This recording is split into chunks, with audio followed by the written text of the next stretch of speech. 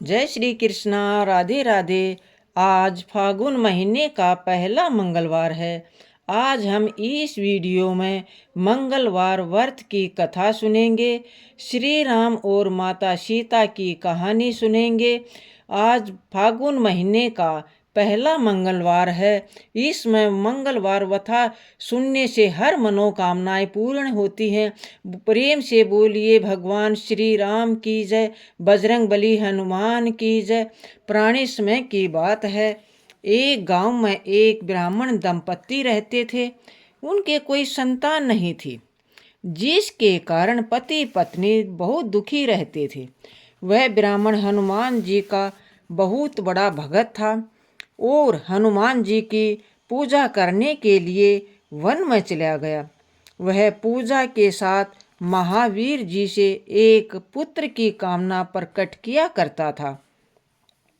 घर पर उसकी पत्नी मंगलवार व्रत पुत्र की प्राप्ति के लिए किया करती थी। मंगलवार के दिन व्रत के अंत में भोजन बनाकर हनुमान जी को भोजन लगाने के बाद स्वयं भोजन ग्रहण करती थी। एक बार कोई व्रत आ गया, जिसके कारण ब्राह्मणी भोजन न बना सकी, तब भगवान जी का भोग भी नहीं लगाया। वह अपने मन में ऐसा प्रण करके सो गई कि अब अगले मंगलवार को हनुमान जी को भोग लगाकर अन्न ग्रहण करूंगी। वह भूखी प्यासी 6 दिन पड़ी रही। मंगलवार के दिन तो उसे मूर्छा छा गई, वो बेहोश हो गई। तब हनुमान जी उनकी लगन और निष्ठा को देखकर प्रसन्न हो गई। उन्होंने उसे दर्शन दिए और कहा, मैं तुमसे अति प्रसन्न हूँ, खुश हूँ। मैं तुमको एक सुंदर बालक देता हूँ जो तेरी सेवा किया करेगा। हनुमान जी मंगलवार को बाल रूप में उसके दर्शन देकर अंतर्ध्यान हो गए। सुंदर बालक पाकर ब्राह्मणी अति प्रसन्न हुई। ब्राह्मणी ने बालक का नाम मंगल रखा। कुछ समय पश्चात ब्राह्मण वन से लौट कर आया। प्रसन्नचित्त सुंदर बालक घर में खेलते हुए देखकर वह ब्राह्मण पत्नी से बोला, ये बालक कौन है? पत्नी ने कहा, मंगलवार के व्रत से प्रसन्न होकर हनुमान जी ने दर्शन दे मुझे ये बालक दिया है। पत्नी की बात छल भरी जानकर उसने सोचा, ये कुलटा व्यभिचारी कुलसता अपने कमियों को छुपाती हुई इसलिए ये सब बातें बना रही है। ये कुलटा है, अपनी कुलटा को छुपाने के लिए सब बातें बना रही है। एक दिन उसका पति कुएं पर पानी भरने चला गया तो पत्नी ने कहा कि मंगल को भी साथ ले जाओ। वह मंगल को भी साथ ले चला और उसको कुएं में डालकर वापिस पानी भरकर घर आ गया। तो पत्नी ने पूछा कि मंगल कहाँ है? तब मंगल मुस्कुराता हुआ घर आ गया।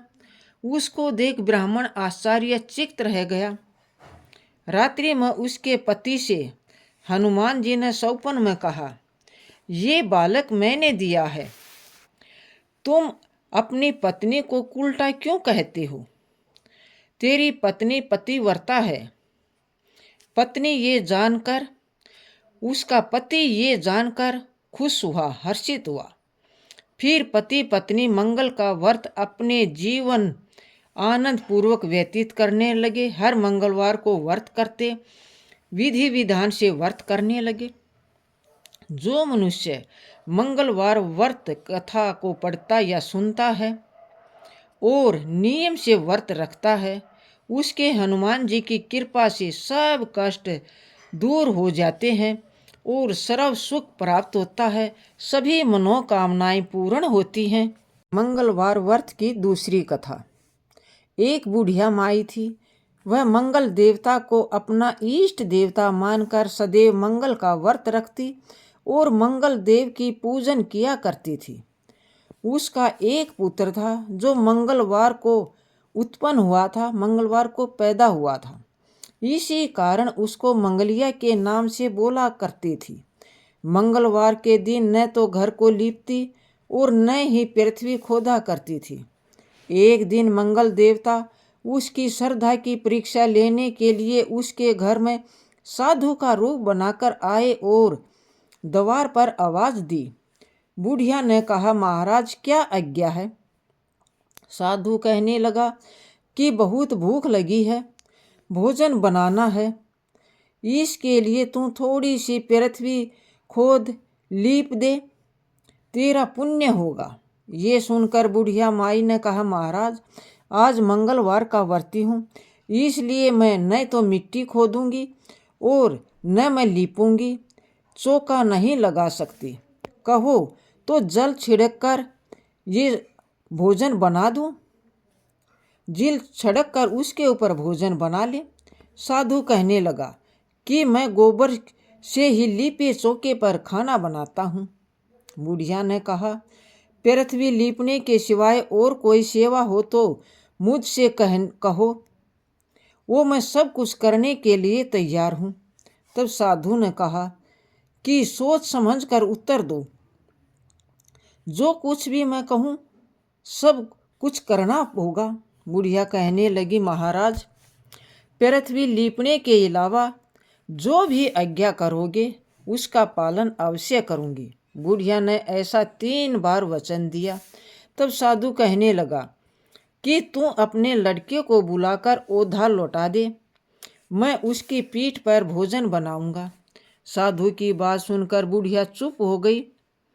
तब साधु ने कहा, बुला ले लड़के को, अब सोच विचार क्या करती है।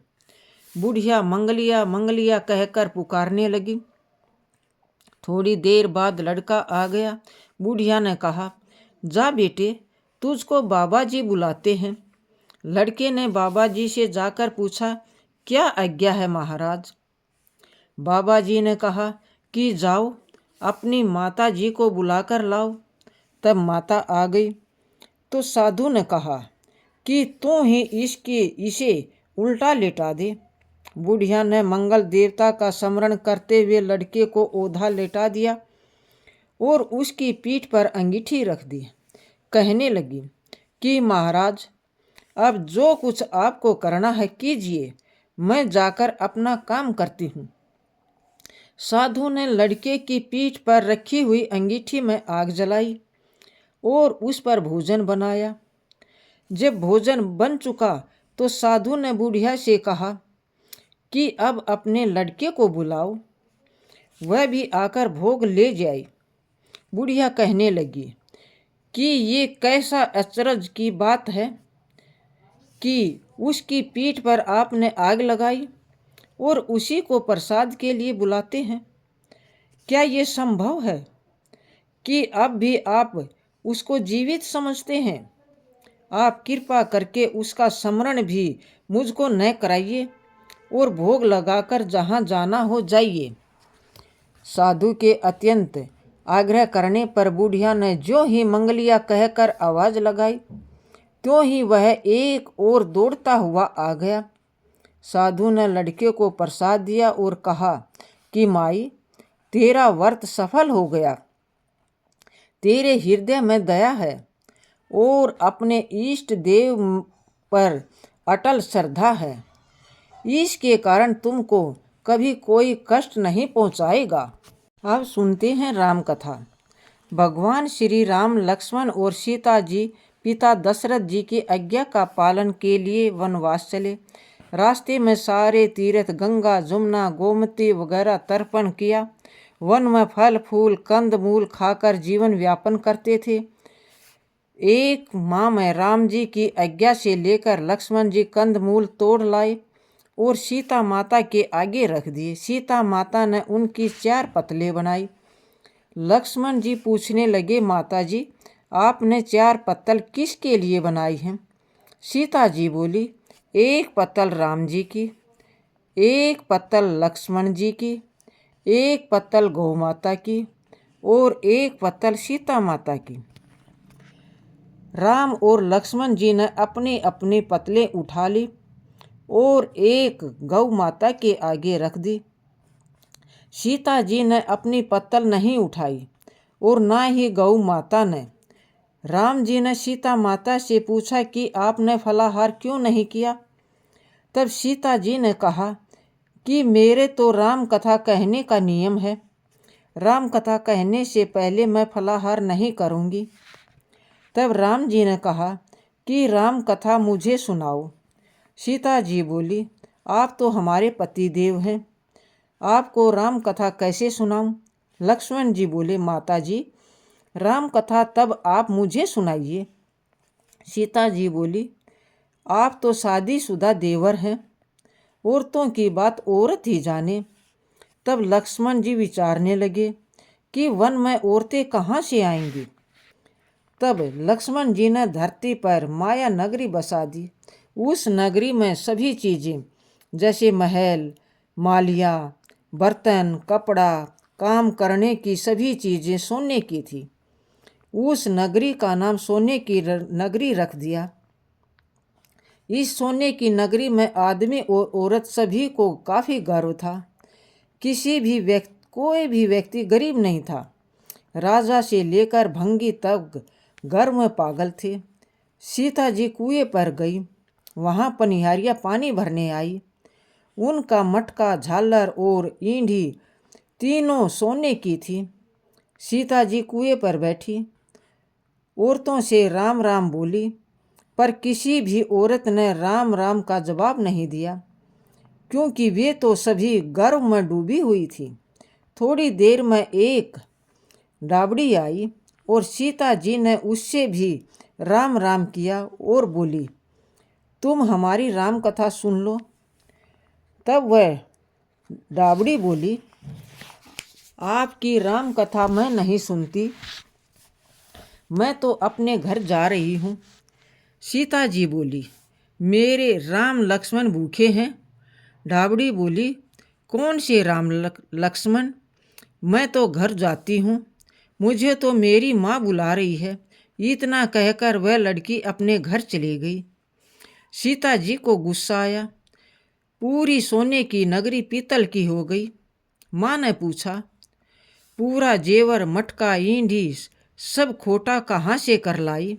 वह लड़की कहने लगी, मुझे तो पता नहीं, मैंने तो जो पहनी हुई थी वही ले आई हूँ, पर कुएं पर एक सुंदर सी तपस्विनी बैठी हुई है।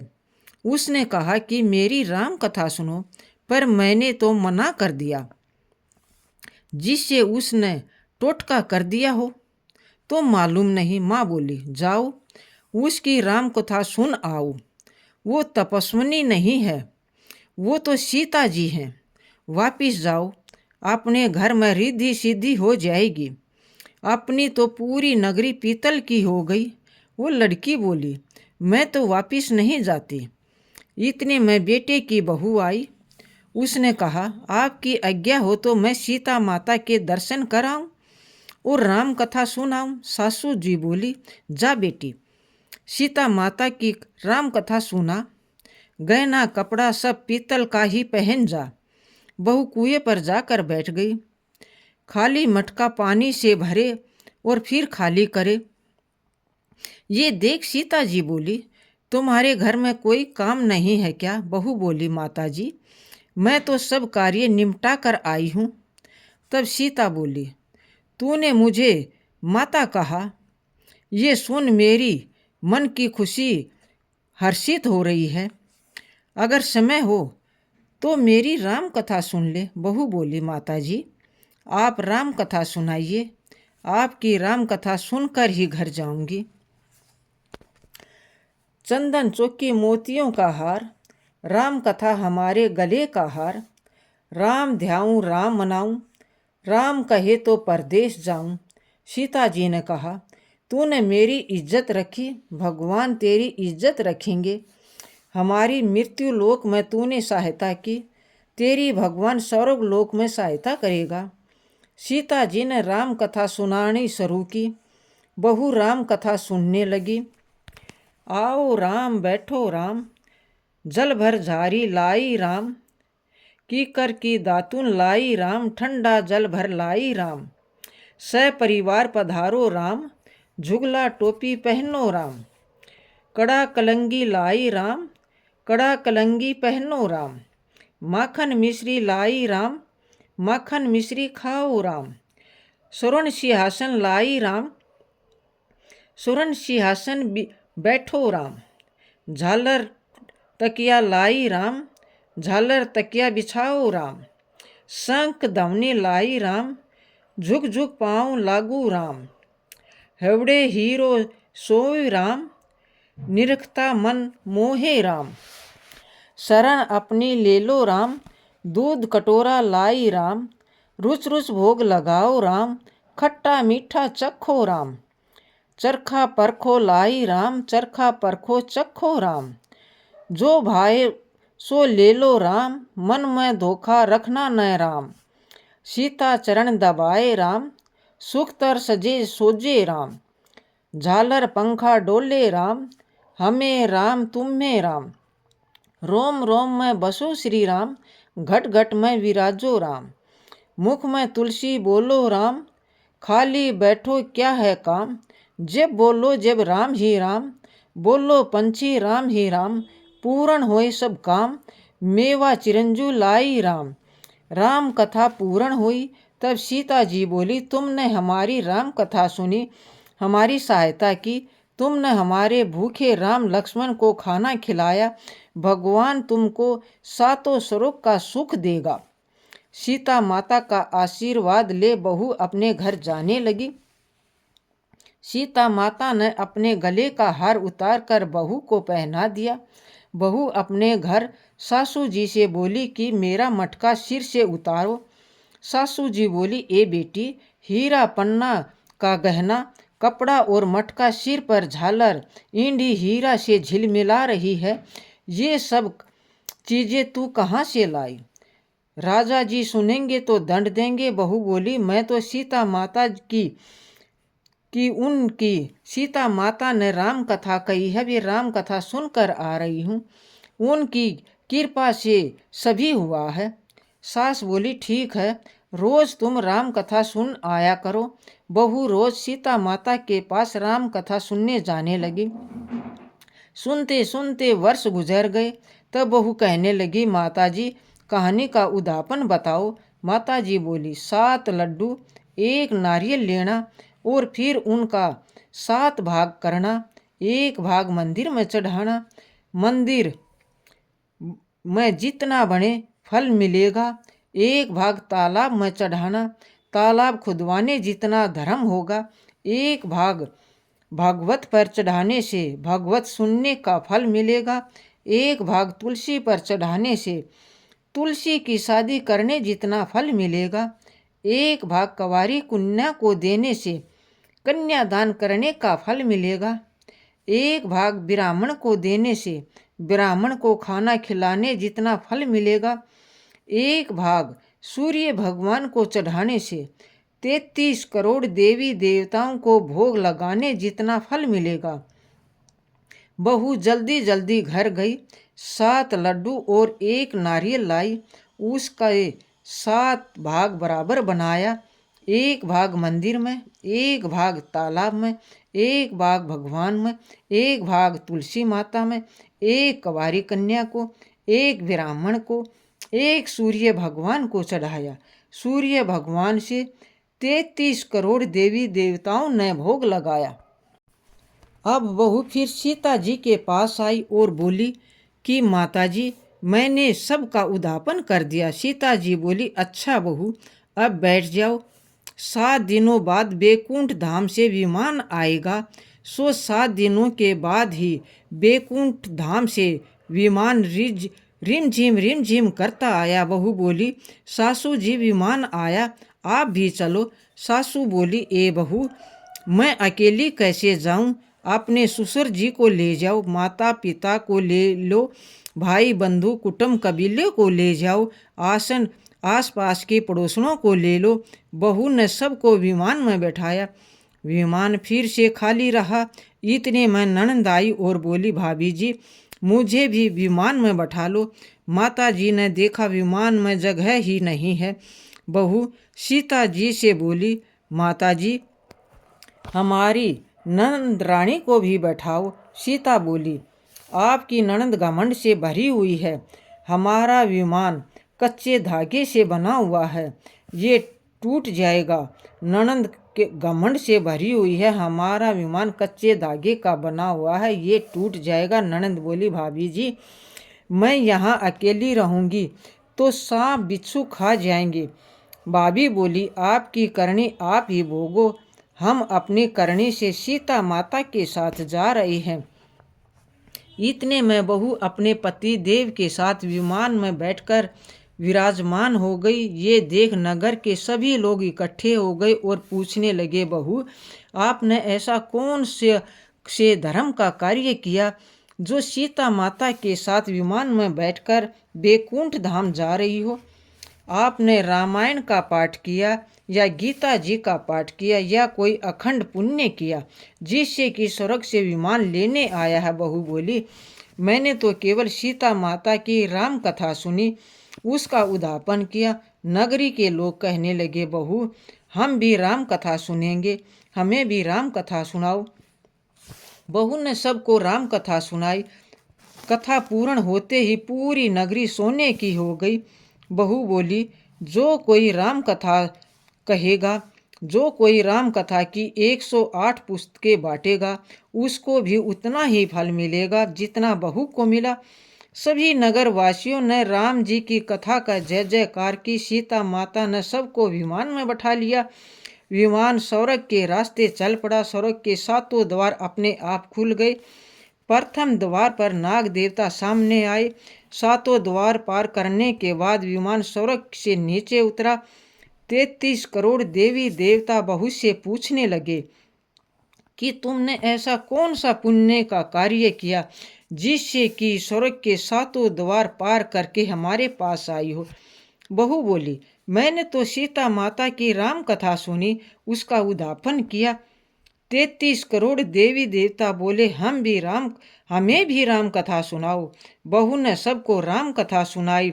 बहू ने कहा, राम राम ध्याऊं राम मिनाऊं, राम कहे सो परदेश जाऊं। सभी देवी देवता सीता माता का जय जयकार करने लगे।